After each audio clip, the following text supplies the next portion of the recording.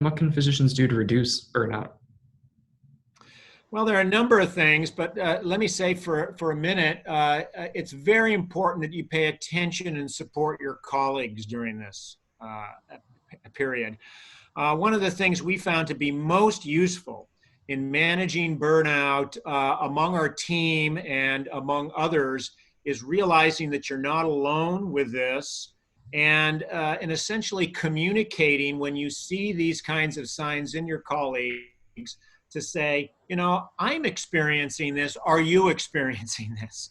That type of ability to dialogue in this area not only opens you up to a dialogue, but it also helps your colleagues in these areas.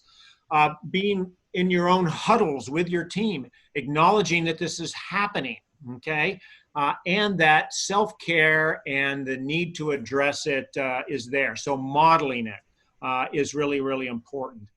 I think once that's acknowledged, modeling the self-care components, not only acknowledging it, but a number of self-care components that can help blunt, mitigate, or reverse it are key. And I can talk a little bit about those. Yeah, sure. Let's dive into that. So, there's some simple behavioral things. Physicians tend to feel like they should have all the answers, right? And they should be able to address every problem. And this is one of the major aspects. And you can't do that in times of very rapid change. So I just did a whole set of group visits for my chronic pain patients this morning. And man, I didn't know how to deal with the technology, okay? And we were having issues there and that there. And we had a guest that was coming in to help build skills in their chronic pain management. And so I'm learning, and I had to acknowledge that right up front, okay? Prioritizing. I can't do everything in these areas. And so my team then becomes really, really important. I have health coaches and health navigators, behavioral medicine folks, pharmacologists. I need to bring them into the support structure so that I don't feel like I have to do all that type of thing. Delegate in these areas. I think a third thing, so that'd be two things very important to do. The third thing is that we used to say in the military that the best laid plans were the ones that had to be changed as soon as you met the enemy. That doesn't mean you don't do planning, but it means you realize you have to have flexibility because it's not going to go as planned. Okay, and this certainly hasn't gone with plan as we've gone through this particular pandemic, and so having the flexibility to realize there's going to be changes and it's okay. Let's adapt to that. Really, really important is to take breaks, personal breaks, self-care breaks. One of the big challenges my chronic pain patients were having this morning on our group visit was balancing activity with overactivity. If they did too much, they would get pain. If they did too little, they wouldn't actually improve their pain. It's the same thing with our life. You have to be able to take care of yourself, to heal the healer if you're going to be able to actually take care of others.